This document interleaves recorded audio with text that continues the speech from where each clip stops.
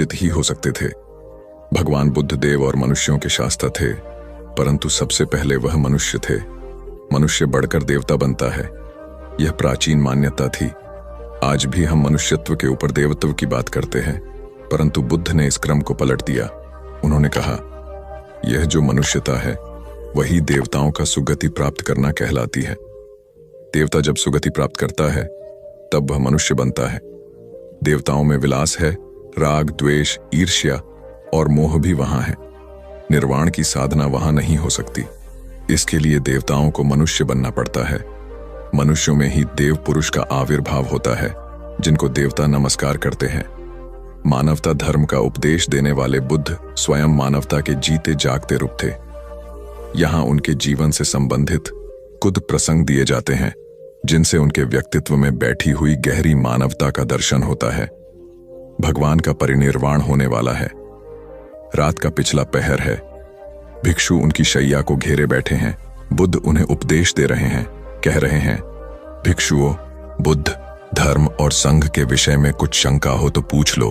पीछे मलाल मत करना कि भगवान हमारे सामने थे, पर हम उनसे कुछ पूछ ना सके। कोई शिष्य नहीं बोलता। भगवान 3 बार कहते हैं, पर कोई भिक्षु कुछ पूछने को नहीं उठता। भगवान को शंका होती है कि कहीं वे उनके गौरव का विचार करके पूछने में संकोच तो नहीं कर रहे। इसलिए वह कहते हैं, शायद भिक्षुओं, तुम मेरे गौरव के कारण नहीं पूछ रहे। जैसे मित्र मित्र से पूछता है, वैसे तुम मुझसे पूछो, तो प्रबंध हो गया। यह कहकर वहां से जाने लगा। उधर हिरण और कौआ अपने मित्र को ऐसे शिकारी के कैद में देखकर दुखी होने लगे। तभी शिकारी भोजन में कछुए को खाने वाला है। यह सुनकर हिरण और कौवे ने एक योजना बनाई। कौवे ने हिरण को कहा कि जैसे ही शिकारी यहां से जब जाने लगेगा, तब तुम उसके सामने जाना। जब शिकारी तुम्हें देखेगा तो अपनी पोटली जमीन पर रखकर तुम्हें पकड़ने के लिए जैसे ही दौड़ेगा, मैं जमीन पर रखी हुई पोटली पकड़कर उड़ जाऊंगा और तुम वहां से भाग जाना। जैसे ही शिकारी वहां से जाने लगा, हिरनी उसके सामने आ गई। शिकारी ने हिरनी को पकड़ने के लिए पोटली जैसे ही जमीन पर रखी, कौआ अपनी चोंच में पोटली पकड़कर उड़ गया। शिकारी हिरण को पकड़ने के लिए दौड़ा और पीछे मुड़कर देखा, कौआ पोटली चोंच में पकड़कर उड़ रहा था और इधर हिरण पलक झपटे ही भाग गई। शिकारी निराश होकर घर लौट गया। कौवे ने पोटली को महफूज जगह पर रखा और कछुए को शिकारी के चंगुल से आजाद कराया और तीनों मित्र आनंद से रहने लगे। इससे हमें यह सीख मिलती है कि असली दोस्ताना वही जो समय पर काम आए। एक किसान था जिसके 2 बेटे थे। वह बहुत ही आलसी और निकम्मे थे। वह अपने पिता को कामकाज में हाथ बटाने के बजाय आलस किया करते थे, इधर उधर घूमते फिरते थे। किसान को अपने बेटों की बहुत फिक्र थी। वह सोचते थे कि मेरे मरने के बाद इनका क्या होगा, ये अपना पेट कैसे भरेंगे, अपने परिवार को कैसे संभाल पाएंगे। एक दिन किसान की हालत बहुत ही गंभीर थी। कहने का मतलब, किसान मरने की हालत में था।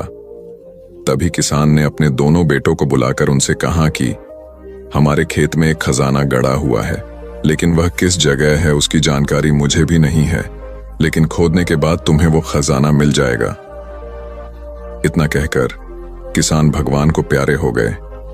खजाने की खबर सुनकर दोनों बेटों के मन में लालच आ गया और वो दोनों खेत पर चले गए और खेत को खोदने लगे। खजाने के लालच में कुछ ही दिनों में पूरे खेत को खोदने के बाद वह घर जाकर बैठ गए और वह अपने पिता को कोसने लगे। इसी तरह कुछ महीने बीत गए और वर्षा ऋतु का आगमन हुआ। किसान के बेटों के पास पेट भरने के लिए सिर्फ एक ही जरिया था, वो थी खेती। तब बाकी किसानों की तरह किसान के बेटों ने खेत में बीज बोने शुरू कर दिए। वर्षा का पानी पाकर वह बीज अंकुरित हुए और देखते ही देखते खेत लहराने लगे। ऐसा लग रहा था कि हवा के झोंके से लहरा रहे थे। यह देखकर किसान के बेटे बहुत खुश हो गए। उनको समझ आ गया कि परिश्रम ही सच्चा धन होता है, और वो उसी तरह से अपने पिता के शब्दों का मोल भी समझ गए और अपने कामकाज में लग गए। यही कहानी आज हम सबकी भी है। मित्रों, इसी पेड़ की तरह हमारे माता पिता भी होते हैं। जब हम छोटे होते हैं तो उनके साथ खेलकर बड़े होते हैं और बड़े होकर उन्हें छोड़कर चले जाते हैं, और तभी वापस आते हैं जब हमें कोई जरूरत होती है। धीरे धीरे ऐसे ही जीवन बीत जाता है।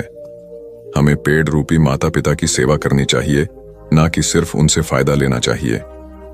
इस कहानी में हमें दिखाई देता है कि उस पेड़ के लिए वह बच्चा बहुत महत्वपूर्ण था और वह बच्चा बार बार जरूरत के अनुसार उस सेब के पेड़ का उपयोग करता था, ये सब जानते हुए भी कि वह उसका केवल उपयोग ही कर रहा है।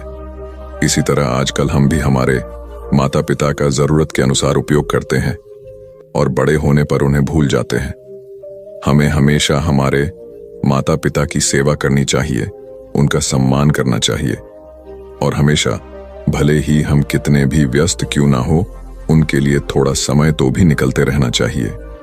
एक समय की बात है, एक बार गौतम बुद्ध अपने शिष्यों के साथ बैठे हुए थे। तभी वहां एक व्यक्ति आया जो बहुत क्रोध में था और गौतम बुद्ध के पास आकर बहुत भला बुरा कहने लगा।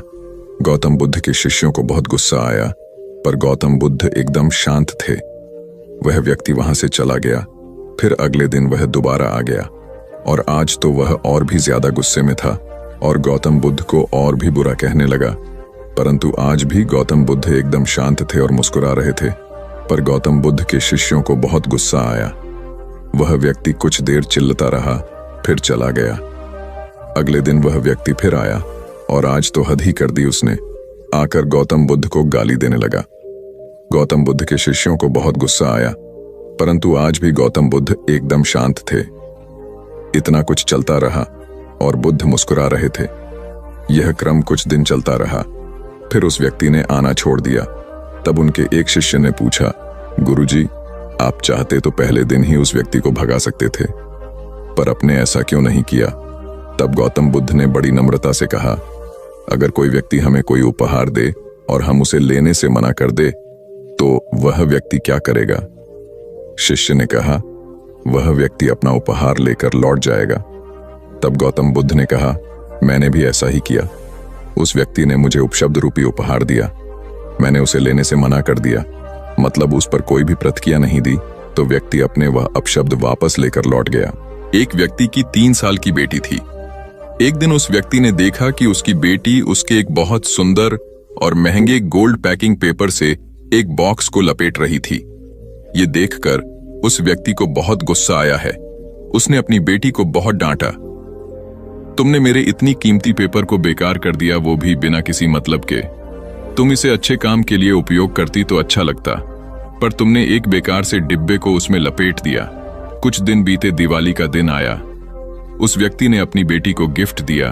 बेटी ने भी वही सुंदर सा गोल्डन बॉक्स पापा को दिया। उसके पापा पहले तो उसे देखकर बहुत खुश हुए, पर जैसे ही उन्होंने उस डिब्बे को खोला, वह खाली था। यह देखकर उस व्यक्ति ने अपनी बेटी को घूरा और कहा, क्या तुम्हें इतना भी नहीं पता कि किसी को खाली डिब्बा नहीं देते?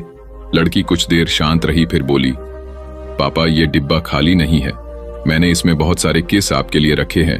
कभी कभी आप जल्दी ऑफिस चले जाते हैं और मैं सोती रह जाती हूं, तो आप इसमें से एक किस ले जा सकते हैं। बेटी की बात सुनकर उस व्यक्ति की आंख भर आई। एक गांव में एक